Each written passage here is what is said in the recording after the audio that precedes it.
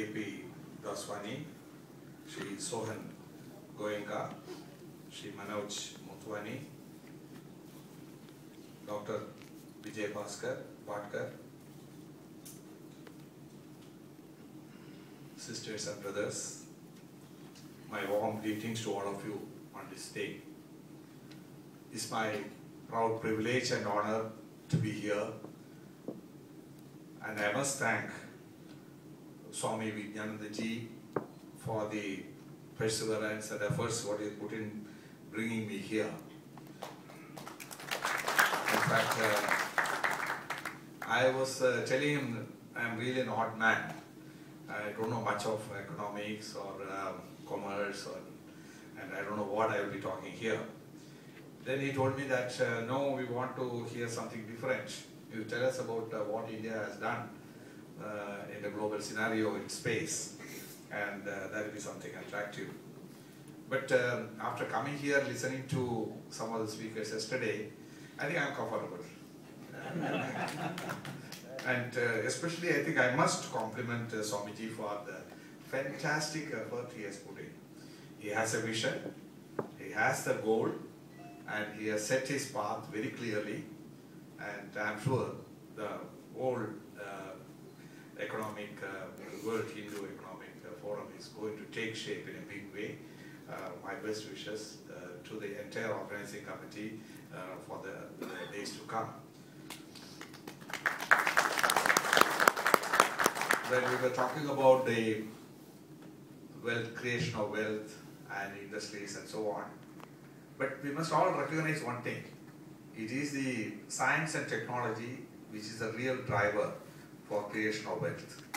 You must have the strong fundamentals in the science and technology and a strong footing, then you can advance.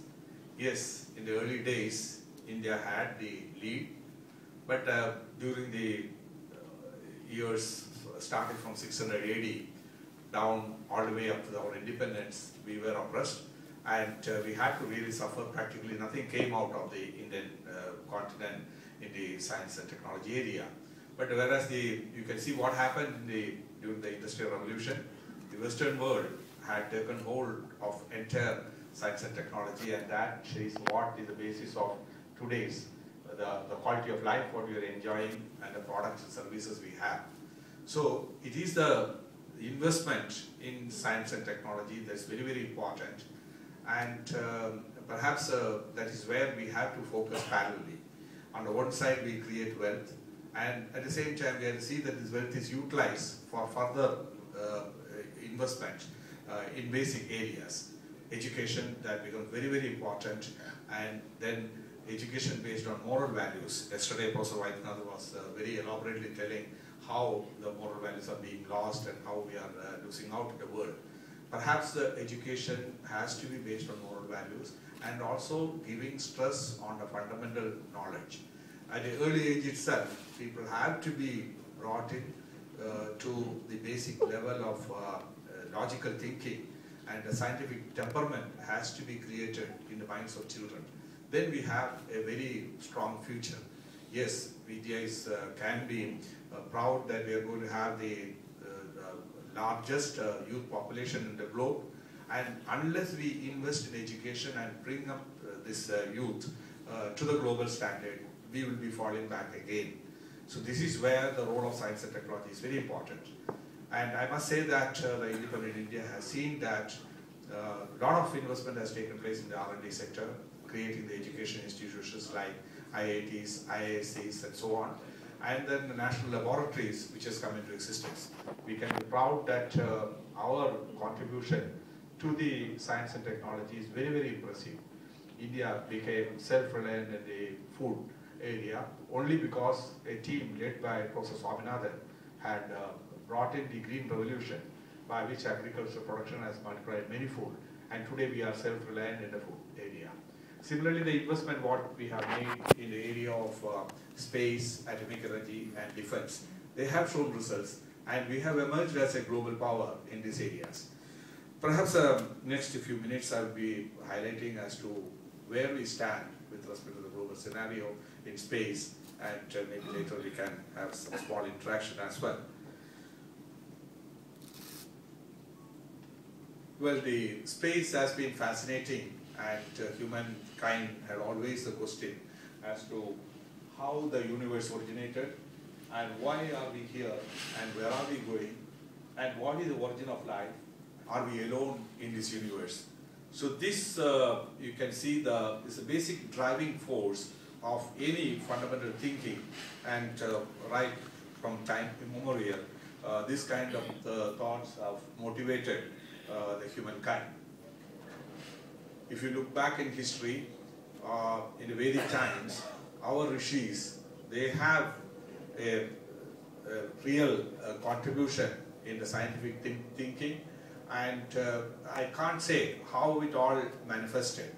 Today we have very powerful means of observation, but in those days, practically except for what you see around, there is nothing else.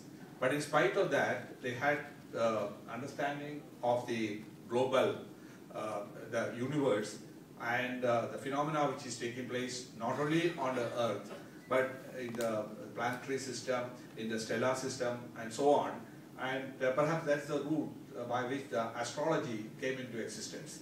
But that time, the rishis were trying to correlate the positions of the stars and the planets and its influence on the living beings. And that way the astrology got developed. But this is the basis on which later development has taken place in the areas of astronomy as well. But surprisingly, some of the slokas which are contained in the Vedic literature and the computations which are shown in the astrology are very precise. Even with modern means of observations and scientific calculations, it is precise to something like second decimal place and so on. So that shows that the power of observation, the power of mind is very much there in the ancient civilization, and perhaps written forms came into existence in the 1st century BC and beyond. And I must admit here that a lot of scientific thinking has gone on, and there are published literature by Aryabhatta which clearly shows that the sun is the center of our planetary system, and Earth is going around that, Earth is rotating, and the moon is a satellite of that. This is about 1,000 years before Galileo had his telescope and declared that the Earth is going around the sun. But that type of information, it was all contained in some sort of a slokas and other things that people could not. And again, you know, after that, all the invasions and all came, and everything is virtually buried. So we had a very great history in the areas of science and technology, especially related to space exploration and so on, those days. Well, those days the observations are primarily based on the terrestrial beings, and it is the rockets which has really changed the scenario. If you go above the atmospheric regime, the observations are unobstructed, and you get a clear idea about the universe and beyond. So the rockets became a very powerful tool for this purpose, and you can see that it is the Chinese who have brought the rockets first, and they were using it as part of their fireworks. It was something like 600 to 700 AD. And then, surprisingly, Tipu Sultan in India had this technology, and you can see this tiny rocket which is over here. This was used as a weapon against the British Army in Srirangapatnam. It's again a very unique weapon. You can see that forward there is a body which is fitted with gunpowder filled into it, and there's a sword. As it goes up, the sword forms a stabilizing mechanism, and later, while it goes towards the enemy, it turns back, and the sword goes and hits the people. So this could travel almost about 3,000 feet, and this is a very unique weapon which was developed in India. But of course, there was a big gap since then, and it is in USA, Oberth, and then in Russia, the Solskovsky, they brought in the rocket technology in a more scientific manner.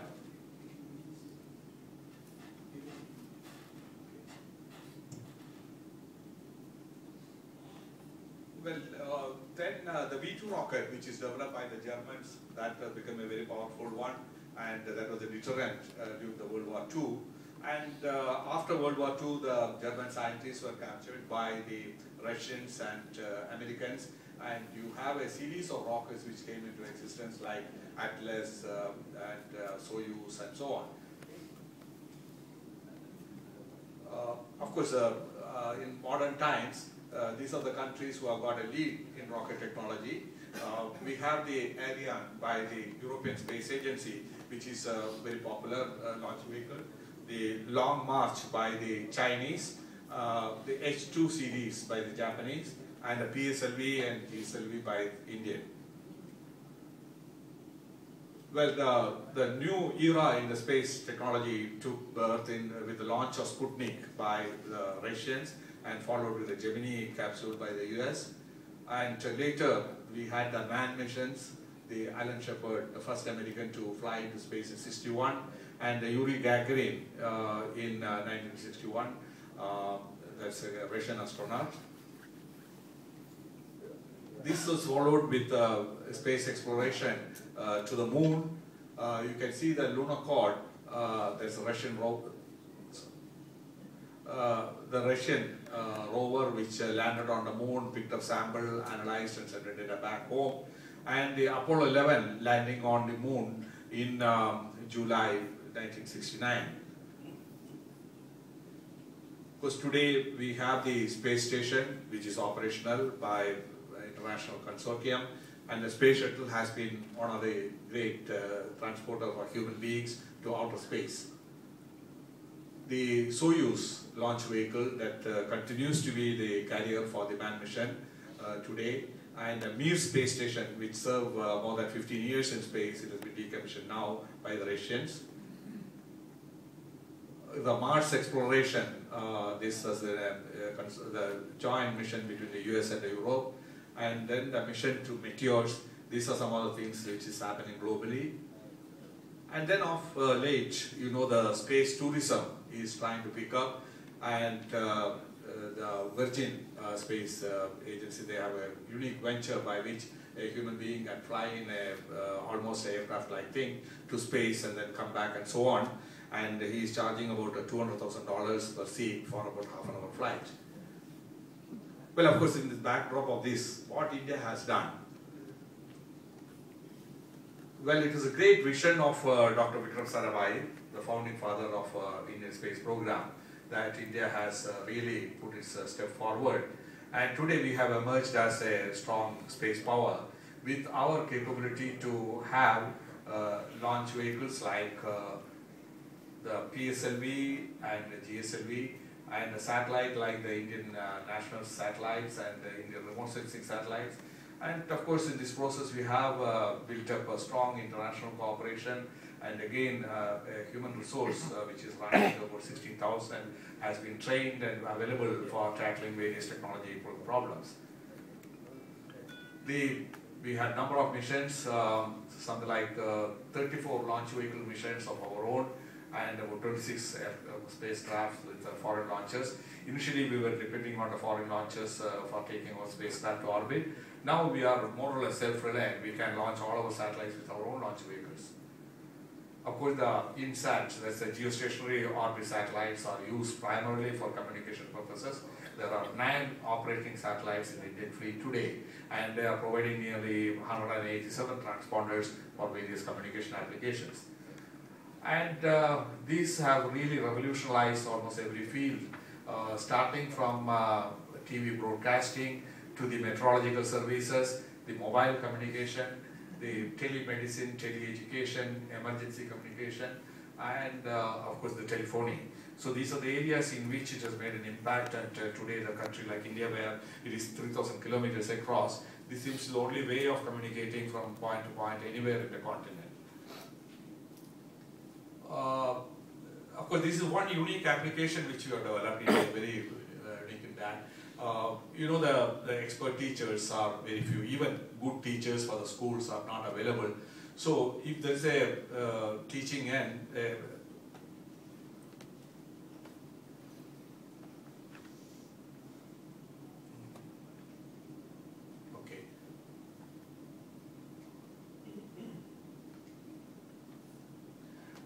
Well, there's a classroom that is being relayed to the satellite, and anywhere in the country the classroom can be received and the children can be there, and we have tried even 100 classrooms to be conducted at a time. It's just not only receiving the teachers' lessons, but the students can interact with the teacher as well. So that way the classrooms are multiplied manifold, and this has become a very popular scheme. Nearly 30 to 40,000 schools are connected by this means. It is used not only for imparting training in science or English and so on, but also to train the teachers and to provide advanced education like continuing medical education and transmitting some difficult process of medicines and so on. So this is a very powerful tool for multiplying the resources in teaching area, and we are the first country to demonstrate such a large-scale program. Then comes what is called telemedicine. You know that the specialists are almost all concentrated in the cities, and if somebody has to go there over thousands of kilometers, they have to travel. So instead of that, right from the villages, you can transmit the data regarding the patient's condition, the pathological, the cardiology, or other information through the satellite, and the specialist will study that, and he will hold a video conference with the patient. And the net result is as good as the patient going to the doctor and having a consultation. And this again has been successfully implemented, and something like 300 odd rural hospitals are connected to 60 super specialty hospitals, and there are even mobile vans which go from village to village providing service in the oncology and many other areas.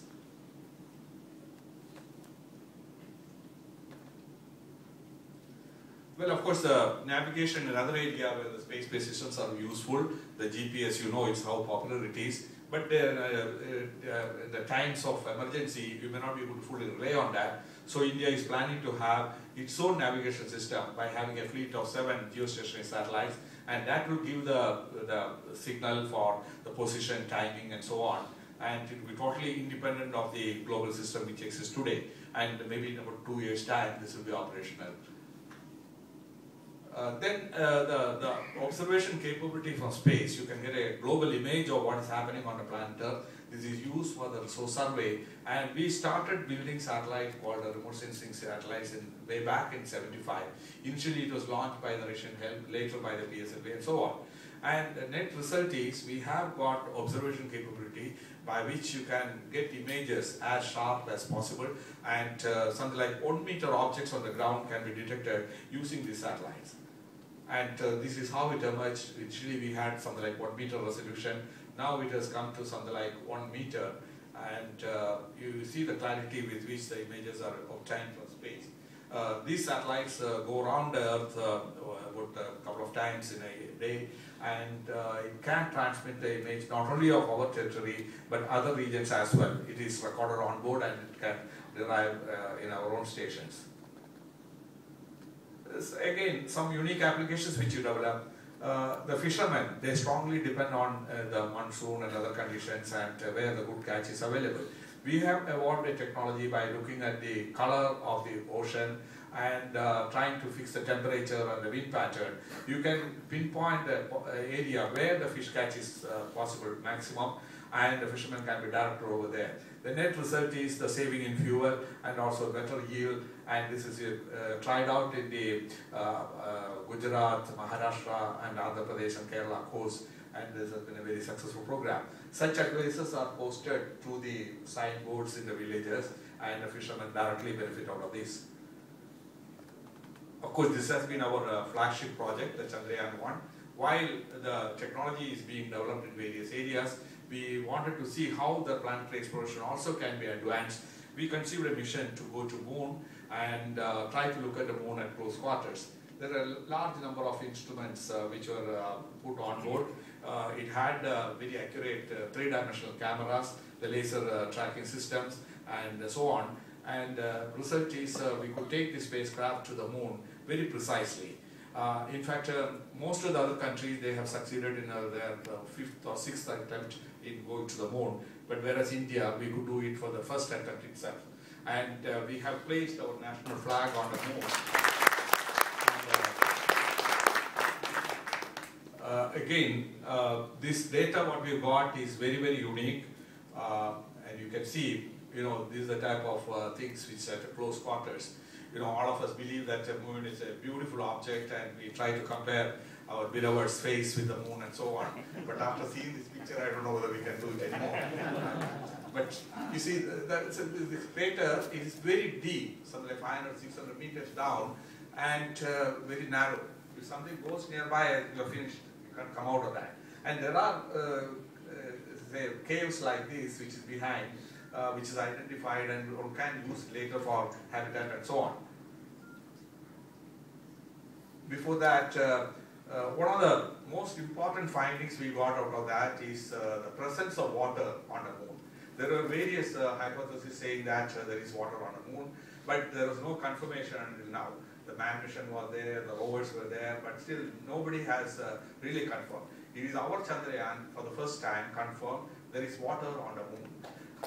It's in the polar region. There is a lot of ice deposits. Of course, when the moon formed out of the Earth about 4 billion years back, some water was carried around. But at the same time, all around the moon is hard vacuum and it's very hot. All the water evaporates. But in the polar region, there are places where the sunlight never falls, and the temperatures are as low as about minus 150 degrees Celsius. So the ice sheets are there. Again, the sun emits hydrogen. This hydrogen combined with the metal oxide, they form the water molecules. And that again, towards the polar region, there is presence of water on the rocks. So this is a very unique finding. It's going to help us. Later, if you want to have a habitat, the oxygen is a must. The water can be decomposed and oxygen can be used. Water is required for the human consumption. And again, the hydrogen which comes out of that can be used as a fuel and so on. So it's a major finding, and we hope that will revolutionize the way we are going to look at moon, perhaps as an alternate abode in the years to come. Well, we have taken all this by the remote sensing observation, that is looking at the camera and the signatures and so on.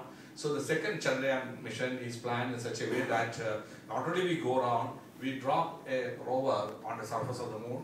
It will go around, pick up samples, and analyze and send it back to ground.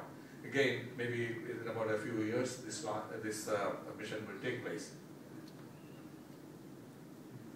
We have an impressive array of launch vehicles. I must admit here, it is one of the Mary Magdalene church at Tumba, Trivandrum.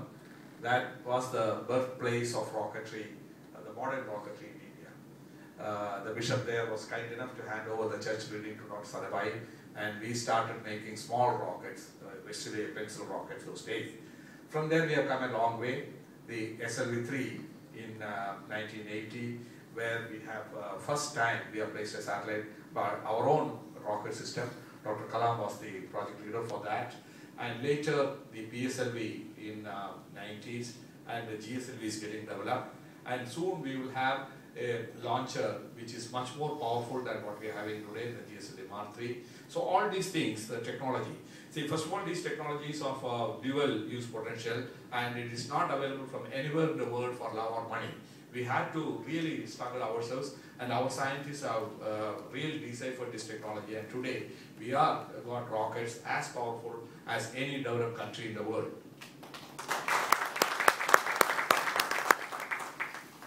Well, it's not only we have proven that we can take spacecrafts into orbit, we can bring them back safely and recover. Of course, this is the starting point for the human mission. If you send up the humans, it has to be brought back safely. So here we have demonstrated that a capsule which contained some scientific experiments for biology as well as material processing, and that capsule, after doing about a week in orbit, it was brought back safely and landed on the sea, in the ocean, by the side of a launch pad. Again, the precision by which we brought back this is phenomenal. Normally it spreads out to hundreds of kilometers, but we could bring it to within 10 kilometers radius, and our Navy people could go there and pick it up very easily. Again, we have got a roadmap for the satellites and the launch vehicles. See, the ISRO always had been working with a vision for the future. We have at least a 10-year profile, and that 10-year profile translates into action. We are here with the powerful launchers, the INSAT series of satellites and so on. But soon we will have satellites which can beam directly the signals to handheld devices, and also to provide internet service to anywhere part of the country. The Earth observation, we have recently launched a radar satellite by which all weather and all season capability has been brought in, and so on. But ultimate goal is we should have something like an aircraft-like system. We should be able to take off from a runway, go to the orbit, do the servicing, and then come back safely and land again on the runway. So this is actually a very, very complex technology, marrying the rocket technology along with the aircraft technology and make it reliable so that human beings can be transported to the space. There's a long-term vision, maybe today's yardstick, it may be 2040, 2050 time frame.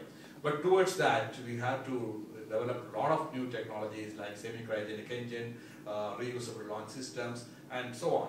So this roughly the roadmap which you have drawn for the future for ISRO, and we hope that we will be able to achieve with our own efforts in this area. Well, of course, if you look at the economic aspects, the space, of course, is a very expensive business. Most of the foreign countries, the development was initially in the military area, and those rockets were converted for the peaceful application. India is the only exception where the space technology is developed for peaceful applications and in the civilian front. And of course, the international magazine has confirmed the statement that India's space program implemented in a shoestring budget. It is so because even today, our budget hardly touches about $1 billion US equivalent, whereas American space program, they spend about $26 billion per year. Well, the communication satellites, they are a commercial venture and break even, and it's a commercially successful one. But whereas the launch vehicle technology and the reusable technology, which I mentioned earlier, they are going to be highly demanding, and it needs support from the government. The societal applications, that's where India has demonstrated satellite technology to be put to use. And in fact, one of the studies conducted by the School of Economics clearly stated that investment in space made and the returns on that is more than double in terms of the societal benefits which has been drawn in through the Earth observation applications or the telemedicine, teleeducation programs, and so on. Of course, the space tourism and the low-cost access to space will be the drivers for the future. This roughly shows the current budget situation of various space agencies. You can see that the US is leading, and the French and the European put together, they're again a strong force. The JAXA, the Japanese Space Agency, they're again about $3.8 billion. And compared to all these things, we are hardly $1 billion we have just touched last year. So you can see that nearly $40 to $50 billion every year is spent on the space-related activities by various countries, and quite a large amount of this goes to the industries for specialized products and services. Of course, the main thing is going in the satellite manufacturing, the ground equipment, the launch industry, and remote sensing services, and so on. Of course, the benefits which come out of that is the mobile voice data, navigation, satellite services like DTH, and so on. So there is a lot of commercial derivatives, but again, you know, the investment and the returns, they are not very high. Today, the space industry, people claim if you get a single-digit return on the investment, they are happy about it. Of course, globally, the number of nations who are developing space technology is going day by day. About 60 nations are their own space programs, and the space application is something which can be the driver for the future. And many areas, especially the interactive mobile multimedia and the telemedicine, teleeducation, etc., there's a lot of scope in the Asian region for expansion. Well, there are constraints as well. You can see that diversity of policies in the government level, then the risks involved in that, it's not covered, and the industry returns are not very high. Then of course there are terrestrial alternatives like the fiber optics and so on are emerging.